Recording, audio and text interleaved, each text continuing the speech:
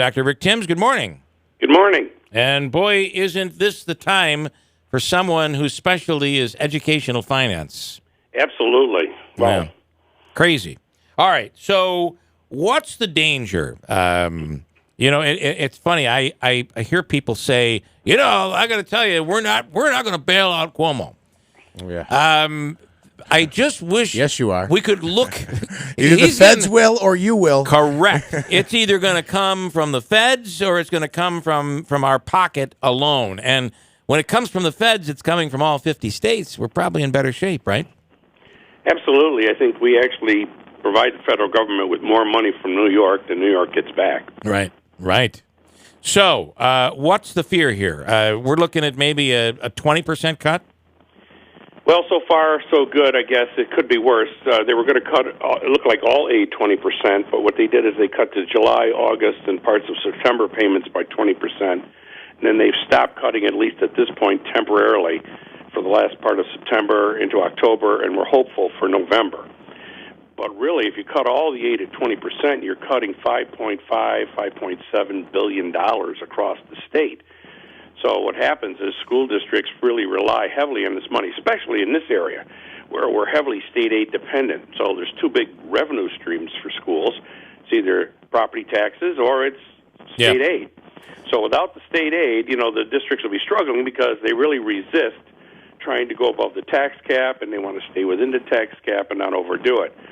So if we end up with large hits, you'll start to see what's actually starting to happen in the large cities and some of the larger small cities, and that is layoffs and diminishment of program for kids. Senator Griffo talked about a program that bill that he's introduced, and that would be for incentives for early retirement, not just in municipalities, but a program that the state would put together that would be for schools. Is that something that could help? Well, in a way, yes. In a way, no. I think that what they're trying to do is, we'll say, people who have greater seniority and experience and are higher on the pay scale, if they could be encouraged to retire, would take those people out of the school system and diminish the cost in the school system. But the next question is, how does that increase the cost to the pension system? And one of the major funders of the pension system is school systems.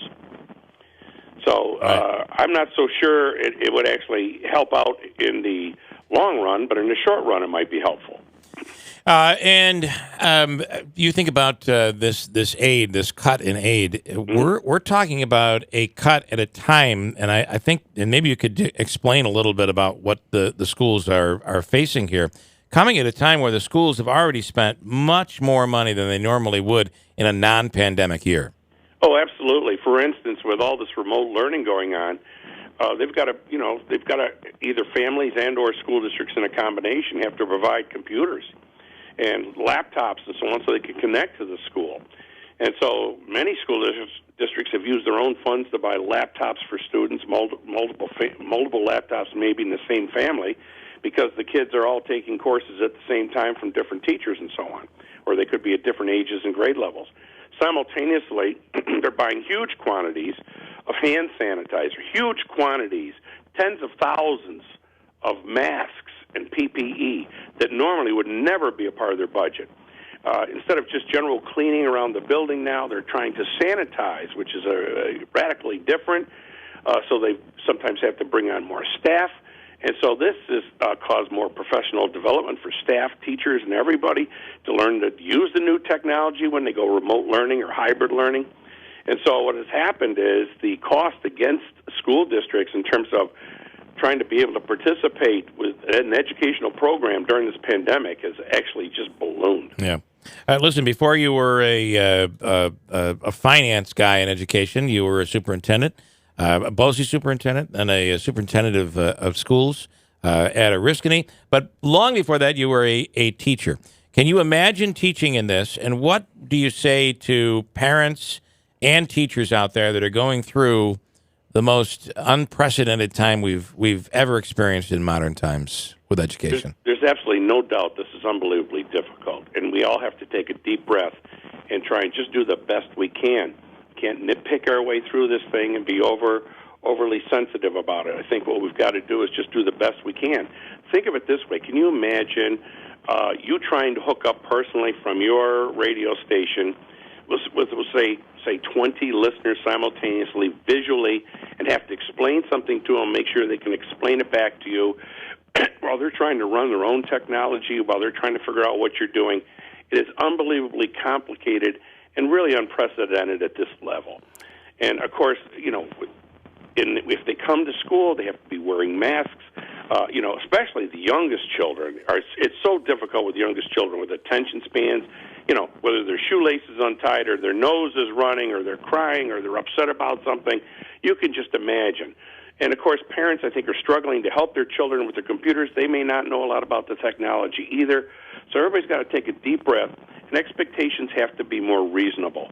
So everybody's trying to do the best they can with what they've got. Yeah. I think it's a very unbelievably unprecedented situation. Last question from Manasseh. Well, first a comment, then a question. I think our audience often feels that way about us, short attention span, and we're always crying about something.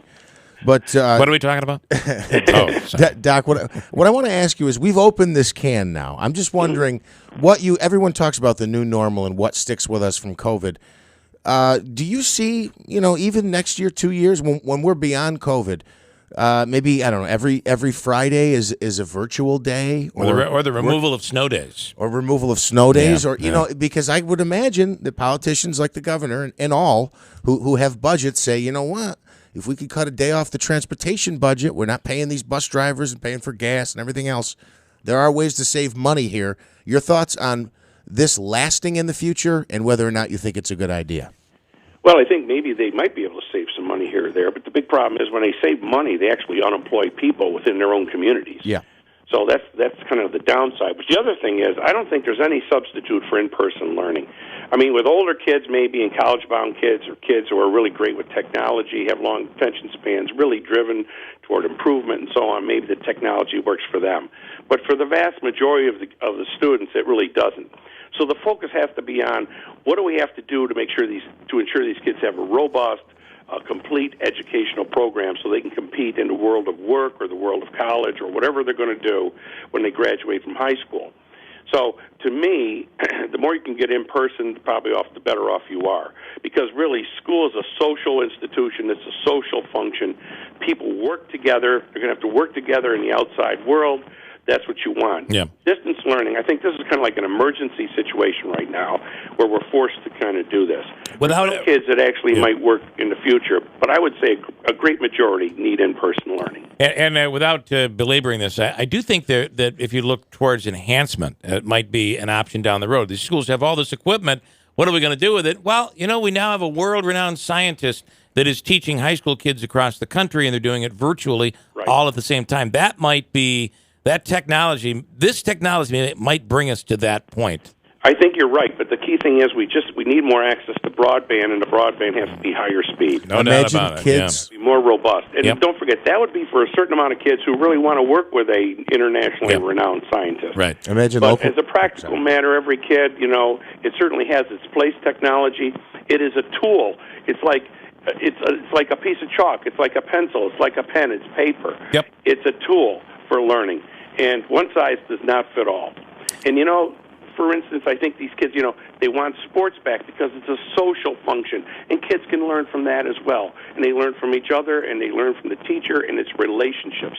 School is about relationships. All right. Dr. Rick Timbs, we appreciate it. Scott Flansburgh, the math teacher for the Mohawk Valley. Yeah, he could be teaching. How cool would that be? It would be. All right. Thank you so much. We appreciate it. You're welcome. Bye-bye now.